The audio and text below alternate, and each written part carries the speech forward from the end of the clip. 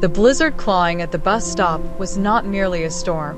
It was a wall of white hostility that had been building since the early afternoon, erasing the city's skyline one skyscraper at a time until the world felt no larger than the concrete bench where Naomi Brooks sat. Naomi, whose brown winter coat was as tired as her bank account, adjusted her cream turtleneck and tucked her hands into her pockets, feeling the lonely, singular crinkle of a $20 bill. It was the only shield she had left against a month of rising debts and empty cupboards. In the distance, the headlights of passing cars were nothing more than blurred, ghostly eyes, and for a moment, the silence of the snow felt like a heavy shroud. It was a night for survival, not for kindness.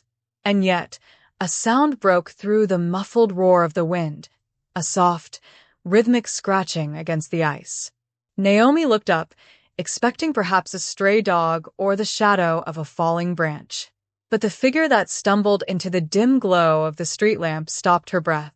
It was an elderly woman, small and frail, wrapped in a worn blanket that was never meant to withstand a night like this. Despite the ragged cloth, a glimpse of soaked, fine silk peeked through at the collar, a whisper of a life that didn't belong in the gutter. The woman stood there disoriented, her silver hair plastered to her forehead by the sleet, her eyes wide with a confusion that spoke of a mind that had wandered far away from home. The heavy silence of the apartment was a stark contrast to the screaming wind outside, but Naomi couldn't find peace in it. She stood by her frost-rimed window, watching the tail lights of the Uber vanish into the white haze. Her hand still felt the ghost of the $20 bill she had pressed into the elderly woman's palm, a small piece of paper that represented her electricity and her bus fare for the week. She pushed the thought away, replacing it with the image of Misuk's confused, grateful eyes. It had been the right thing to do, even if the cost felt like a physical weight in her chest. Naomi set her phone on the scarred wooden table. The screen flickered with the receipt from the rideshare app. Trip completed. Destination: the Heights. She didn't know the neighborhood well, only that it was a place of high gates and silent security, a world away from her drafty third-floor walk-up. Exhausted, she collapsed onto her sofa, pulling a thin fleece blanket over her shoulders, unaware that the simple act of booking that ride had ignited a silent firestorm in the city's digital underbelly. 5 miles away, in a room flooded with the cold blue light of a dozen monitors, a man in a crisp black suit leaned forward. His fingers danced across a keyboard with clinical precision. "Found her," he murmured, his voice cutting through the hum of the servers. Behind him, the air seemed to thicken as a tall, imposing silhouette moved out of the shadows. Kang Seo-yun didn't speak. He simply watched as the intelligence officer enlarged a map of the city. A red pulsing hovered directly over a modest apartment complex in the outskirts. The Uber was booked through a personal account registered to a Naomi Brooks, the officer continued, pulling up a grainy social media photo and a digital record of her recent bank activity. "She stayed with your mother for 40 minutes in the storm. She used her last $20 to buy her a meal at the 24-hour deli before calling the car. She didn't just find her boss. She protected her." Seo-yun stared at the image of the young woman with a soft, empathetic smile. He saw the worn coat and the cream turtleneck from the security footage. In his world, kindness was a currency that usually led to bankruptcy, yet this stranger had spent her last cent on a woman she didn't know. He looked at the digital footprint she had left, a trail of breadcrumbs that his enemies were likely already following. By saving his mother, Naomi Brooks had stepped out of the shadows and into a crosshair. "Ready the cars," Seo-yun commanded, his voice a low, melodic growl that carried the weight of an impending landslide. "Before the rivals find out whose mother she saved, she needs to belong to me." He turned away from the monitors, his long black overcoat billowing like a shroud. The digital hunt was over. The physical claim was about to begin. The warmth of the tea Naomi had brewed was the only thing keeping the chill of the evening at if. She sat in her small, dimly lit kitchen, her mind drifting back to the elderly woman she had helped. The $20 was gone, a sacrifice that felt heavier with every passing hour as she looked at her stack of unpaid bills, yet a strange sense of peace lingered in her chest. That peace, however, was shattered by a low, rhythmic thrumming that began to vibrate through the floorboards. It wasn't the familiar rattle of the nearby elevated train. It was the synchronized growl of heavy engines idling in the street below. Naomi moved to the window, pulling back the thin curtain. Her heart hammered against her ribs. 3 obsidian black SUVs sat parked in a perfect, lethal row against the snow-covered curb, their headlights cutting through the darkness like the eyes of predatory deep-sea fish. Before she could even process the sight, the sound of heavy boots began to thunder up the narrow stairwell of her apartment building. It was a disciplined, terrifying sound, the march of men who didn't ask for permission. The heavy oak door to her apartment didn't just open. It groaned under the weight of a presence that seemed to suck the oxygen out of the room.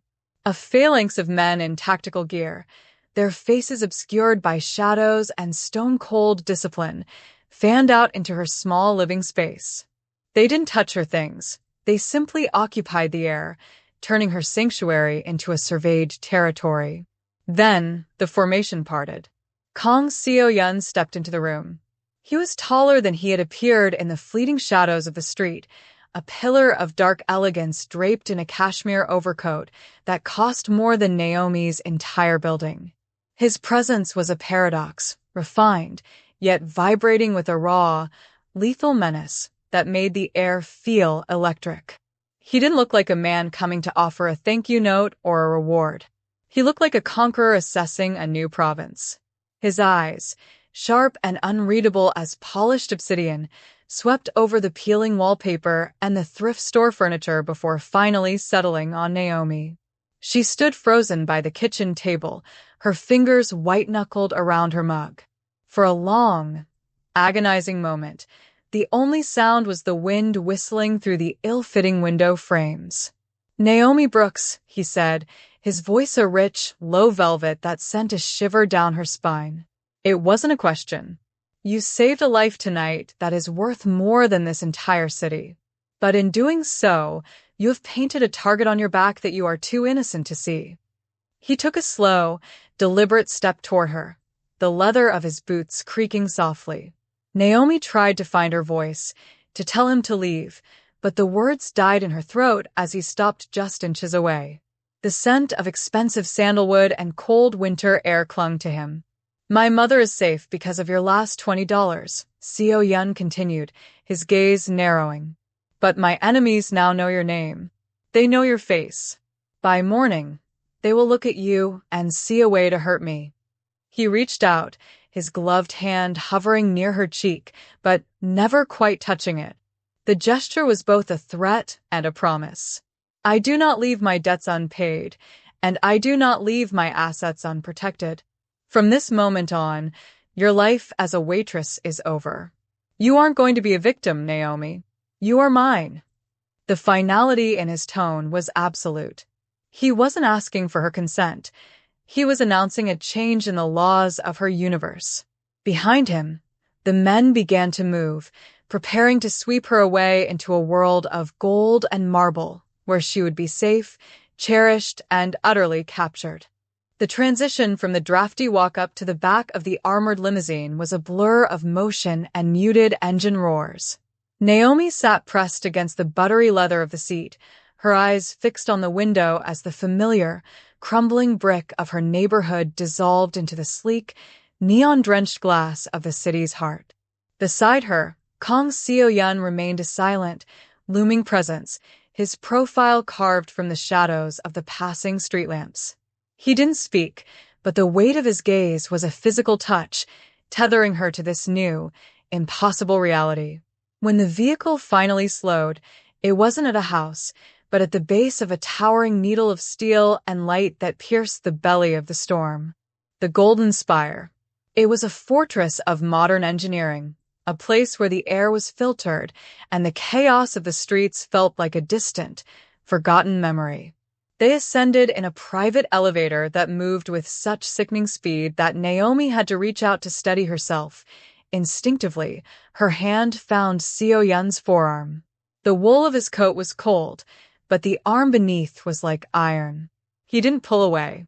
The doors opened into a penthouse that spanned the entire top floor, a cathedral of marble, floor-to-ceiling glass, and silent luxury.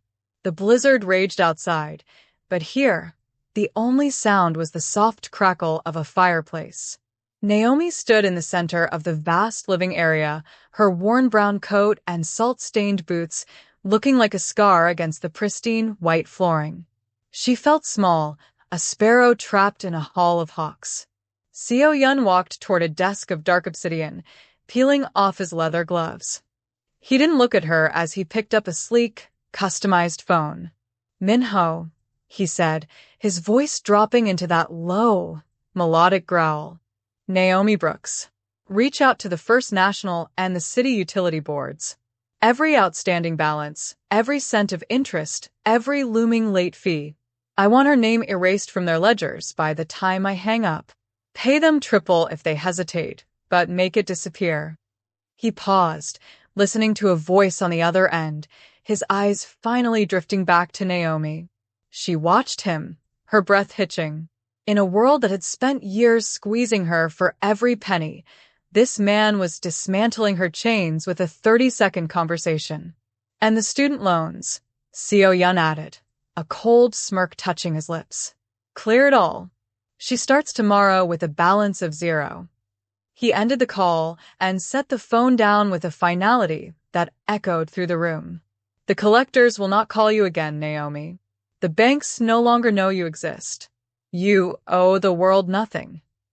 He stepped toward her, the firelight catching the predatory glint in his eyes.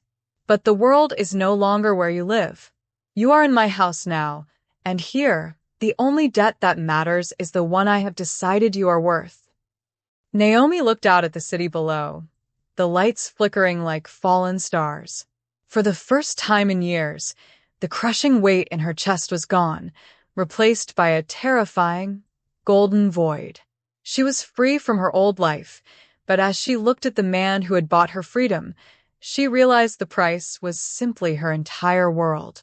The morning sun didn't rise so much as it bled through the floor-to-ceiling windows of the penthouse, a pale, filtered light that did little to warm the vast expanse of marble.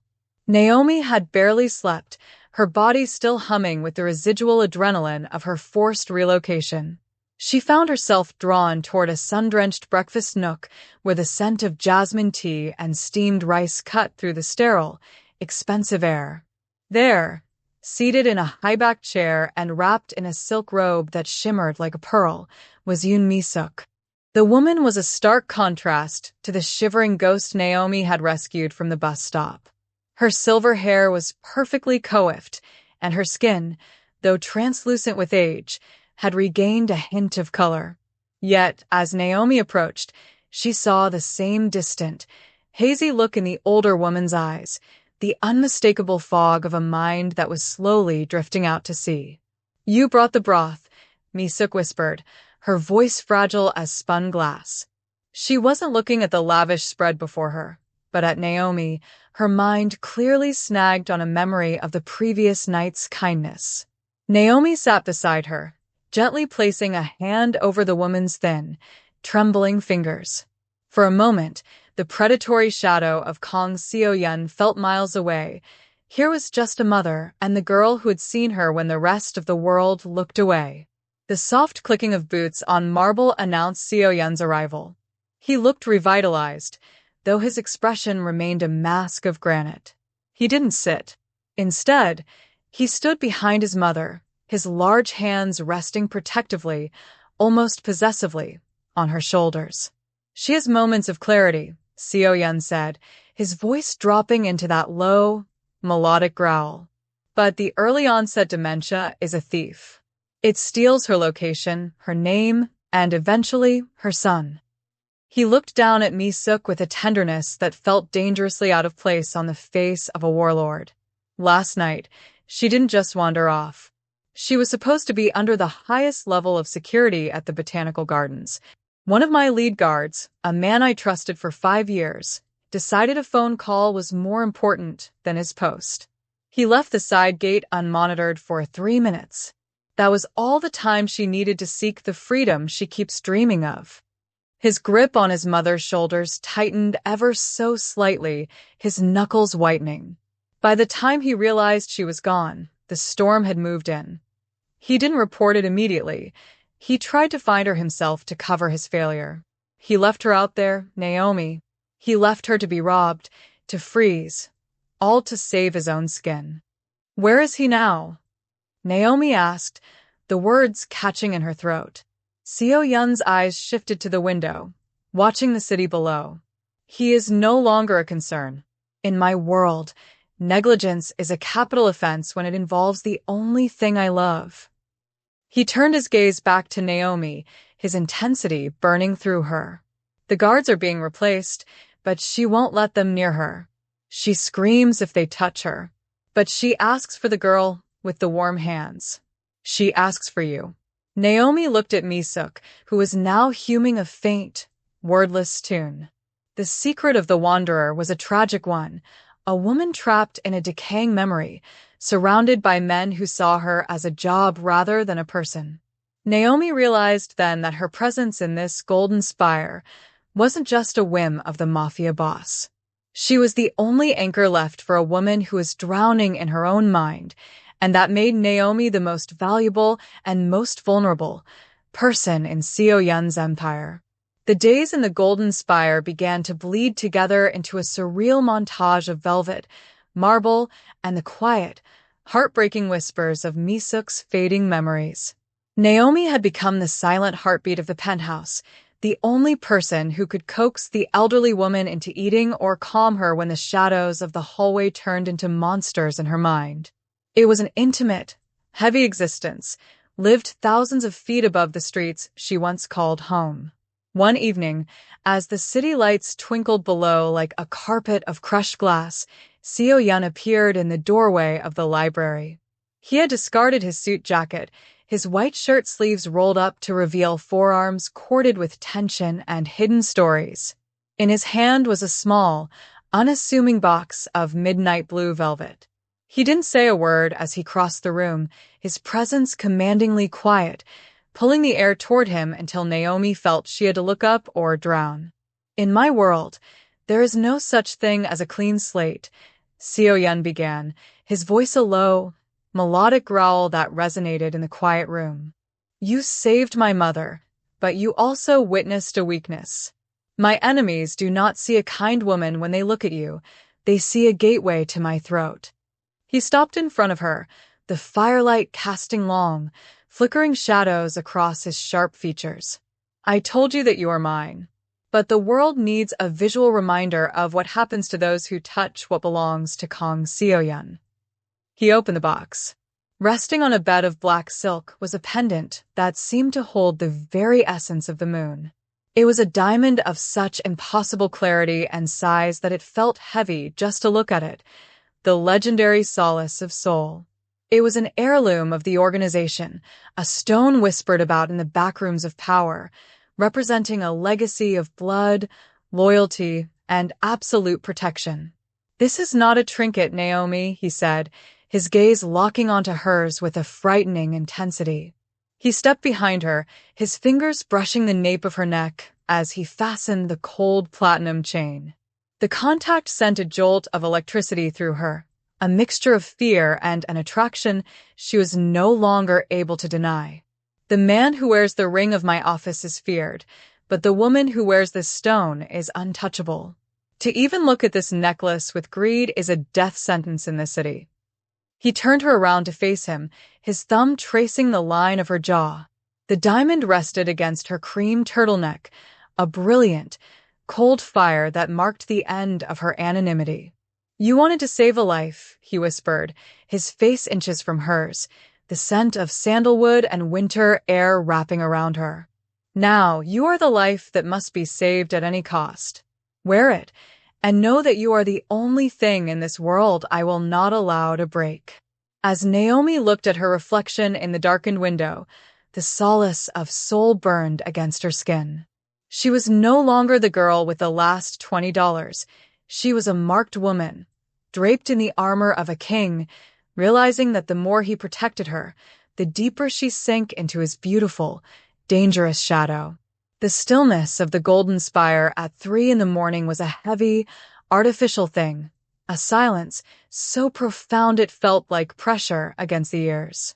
Naomi, unable to find sleep while the legendary diamond sat cold and heavy on the bedside table, wandered into the darkened kitchen. She didn't turn on the overhead lights, preferring the soft, amber glow of the under-cabinet LEDs. The act of making something, anything, felt like an anchor to her old life. She pulled out a pot and began to prepare a simple, spicy Korean stew, the kind of comfort food Misuk had hummed about in her hazy recollections. She was just adding a pinch of red pepper flakes when the air in the room shifted. She didn't need to turn around to know he was there. Seo-yun was a shadow among shadows, his presence announced by the faint scent of sandalwood and the cold ozone of the night. He had discarded his shirt entirely, wearing only dark silk lounge trousers. In the dim light, his torso was a map of violence, jagged silver lines across his ribs and a puckered entry wound near his shoulder that told a story of a narrow escape. "It smells like my grandmother's house," Seo-yun said, his voice a low, melodic growl that lacked its usual serrated edge. He looked tired, the granite mask of the Mafia boss replaced by the hollowed-out exhaustion of a man who had been fighting since birth. Naomi didn't flinch. She simply ladled a portion into a bowl and set it on the marble island. "Sit," she commanded softly. To her surprise, the most feared man in Seoul obeyed. As he ate, the rhythm of the meal seemed to dissolve the barriers between them. The steam from the stew softened the harsh lines of his face. "These aren't just marks of rank," Seo-yun murmured, gesturing vaguely to the scars on his chest without looking up. "The one on my side. I was 12. My father's rival thought a child was a soft message to send. He was wrong. I didn't cry. I just waited until I was old enough to ensure he never sent another message again." He looked at his hands, large and capable of terrible things, now resting innocently beside a ceramic spoon. "People see the gold and the tower, Naomi. They don't see the dirt I had to crawl through to build it. I spent years being a ghost, a weapon for men who didn't care if I broke. I clawed my way to the top not because I wanted the view, but because I was tired of being stepped on." He looked up, his obsidian eyes reflecting the amber light. "Kindness, like yours, it doesn't exist in the world I made. When I saw you with my mother, I didn't understand it. It felt like a language I'd forgotten how to speak." Naomi reached across the cold marble, her fingers hesitantly brushing the back of his hand. He didn't pull away. Instead, his fingers turned upward, catching hers in a tentative, grounding grip. In the silence of the midnight kitchen, the predator and the waitress were gone. There was only a man who had forgotten how to be human and a woman who refused to let him stay that way. The ice hadn't just broken. It had begun to melt into something far more dangerous than fear. The transition from the quiet, amber warmth of the kitchen to the blinding, aggressive opulence of the winter gala felt like stepping into a different dimension. Naomi stood before the full-length mirror in the penthouse, barely recognizing the woman staring back. She was draped in a floor-length gown of midnight blue velvet that seemed to absorb the light, its deep hue contrasting perfectly with the warmth of her skin. But it was the solace of soul resting against her collarbone that drew the eye, a cold, brilliant sun that felt like a heavy crown around her neck. She wasn't just a guest. She was a declaration of war. Seo-yun entered the room, his black tuxedo tailored with such lethal precision it looked like armor. He stopped behind her, his reflection in the glass a stark contrast to her elegance. He didn't offer a compliment. In his world, beauty was expected, but loyalty was earned. He simply placed a gloved hand on her shoulder, his touch a possessive anchor. Stay close, he murmured, his voice a low, melodic growl. Tonight, you are not Naomi Brooks. You are the heartbeat of the Kong organization. Every eye in that room will be looking for a crack in your armor. Do not give them one. The gala was held in a ballroom of gold and crystal, a place where the scent of expensive lilies struggled to mask the underlying smell of cold ambition. As they descended the grand staircase, the rhythmic hum of conversation died away, replaced by a suffocating silence. Naomi felt the weight of 100 gazes, the sharks of the city's underworld. These were men and women who traded in lives and legacies, and to them, Naomi was nothing more than a leverage point, a soft target in Seo Yun's otherwise impenetrable fortress. They moved through the crowd like a storm front. Seo Yun greeted rivals with a face of carved granite, his hand never leaving the small of Naomi's back. She felt the heat of his palm through the velvet, the only thing keeping her from trembling. They were approached by a man with eyes like stagnant water, Boss Kong, a rival whose smile didn't reach his face. So, this is the miracle from the blizzard, Kong drawled, his gaze lingering on the diamond at Naomi's throat with a sickening greed. A beautiful distraction, Seo Yun. But we all know what happens to distractions when the weather turns truly cold. They break. Naomi felt Seo Yun's body tense beside her, a vibration of lethal menace that made the air feel thin. She realized then that this wasn't just a party. It was a cage. These people weren't admiring her. They were measuring her for a coffin. She drew in a slow, steady breath, thinking of Misuk's fragile smile and the scars on Seo Yun's chest. She met Kong's gaze with a calm, unwavering fire. The weather has already turned, Boss Kong, Naomi said, her voice steady and clear, surprising even herself. And yet, I am still standing. The flicker of surprise in Kong's eyes was brief, but it was there. Seo Yun's grip on her waist tightened, a silent acknowledgement of her strength. They were in the shark tank, and the water was rising, but as Naomi looked at the man beside her, she realized she was no longer afraid of the deep. She was becoming a part of it. The atmosphere in the ballroom, already thick with the scent of lilies and cold ambition, curdled into something far more dangerous as Boss Kong took a slow, predatory step toward Naomi. He didn't look at her face. His eyes remained fixed on the solace of soul, his lip curling in a sneer that was meant to provoke. It's a curious thing, Kong mused, his voice loud enough to carry to the surrounding circle of silent, watching sharks. To see a jewel of this pedigree hanging from the neck of a common street waif. Tell me, Seo Yun, does she even know the history of the blood spilled to win that stone, or does she just think it matches her eyes? A collective intake of breath hissed through the room. It was more than a slight. It was a direct challenge to Seo Yun's authority, a test to see if his claim was merely a whim or a true extension of his power. Naomi felt the air turn to ice. Beside her, Seo Yun's stillness was no longer the stillness of granite. It was the stillness of a coiled viper. Her name is Naomi, Seo Yun said, his voice dropping into a low, melodic growl that vibrated with a terrifying clarity. And she is the only person in this room whose soul isn't for sale. Kong laughed, a sharp, ugly sound. A soulful waitress. How touching. Perhaps I'll have my men take her back to that drafty apartment of hers later tonight. I'm sure she'd be more comfortable there, stripped of the finery she clearly doesn't deserve. The insult had barely left Kong's lips when the world seemed to fracture. Seo Yun moved with a speed that defied the elegance of his tuxedo. There was no warning, no shouted threat, only the blurred motion of beautiful violence. In a heartbeat, Seo Yun had crossed the distance, his hand lashing out to catch Kong by the throat. The sound of Kong's back hitting a marble pillar echoed like a gunshot. The ballroom erupted into chaos, then fell into a deathly, paralyzed silence. Seo Yun didn't use a weapon. He didn't need one. His grip was a vice of pure, lethal menace. He leaned in close to Kong's face, his eyes burning with a dark, unholy fire.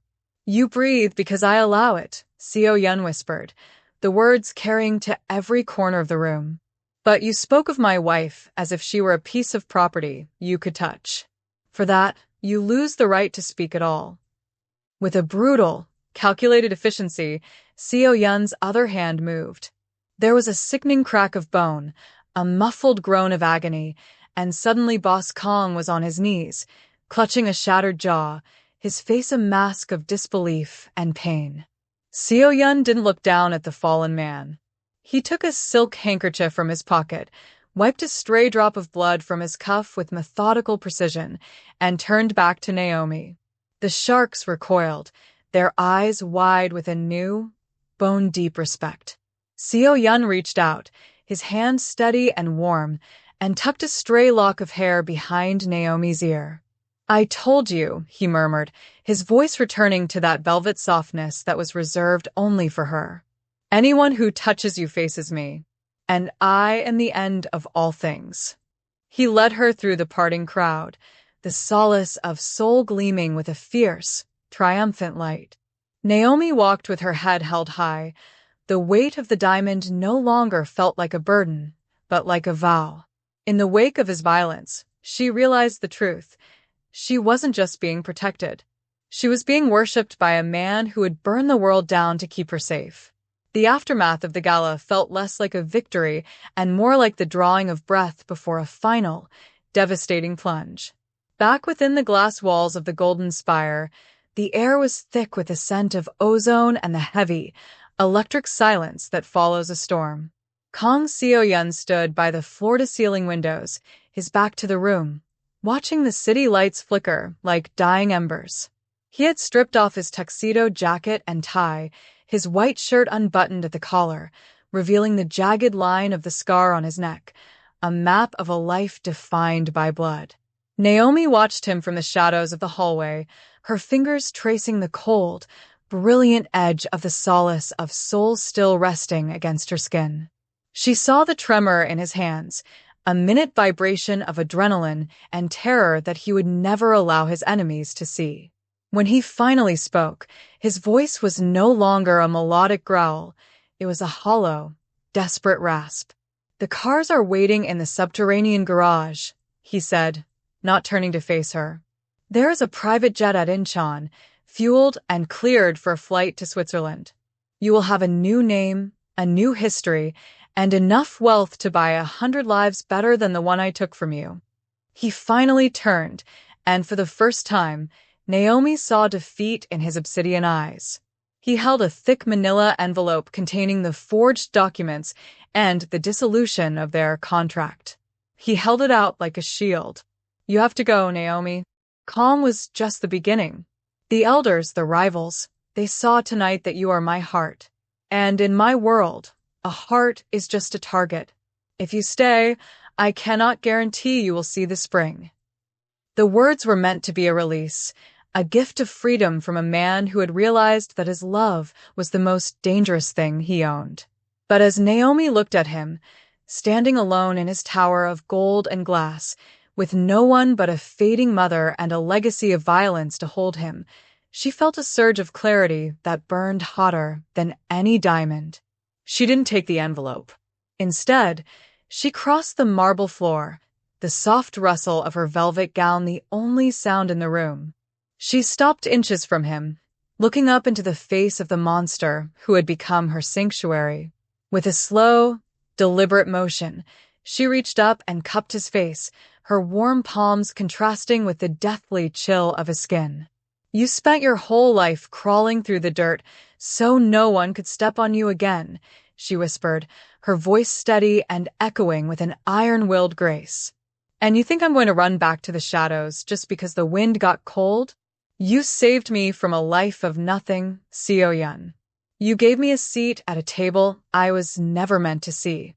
She leaned in, her forehead resting against his, feeling the hitch in his breath as he surrendered to her touch.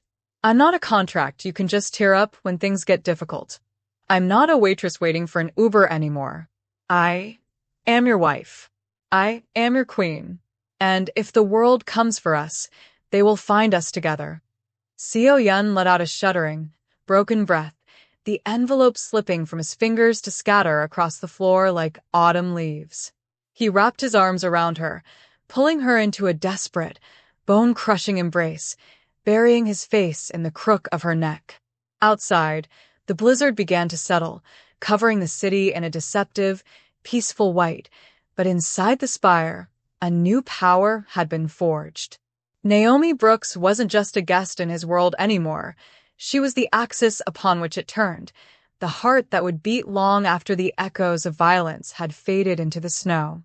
The moral lesson of this story is that kindness is the only currency that never devalues, even in a world ruled by stone and steel. Naomi's journey begins with a selfless sacrifice, giving her last $20 and her only means of communication to a stranger.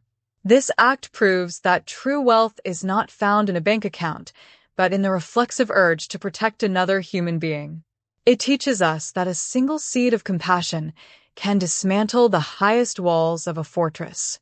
Naomi's warmth didn't just save a life. It thawed the frozen heart of a man who believed love was a weakness. Ultimately, the story reminds us that while power can buy protection, only genuine humanity can earn loyalty and love. It encourages us to never underestimate the moral weight of our actions, for a simple act of mercy in a storm can change the course of our lives forever.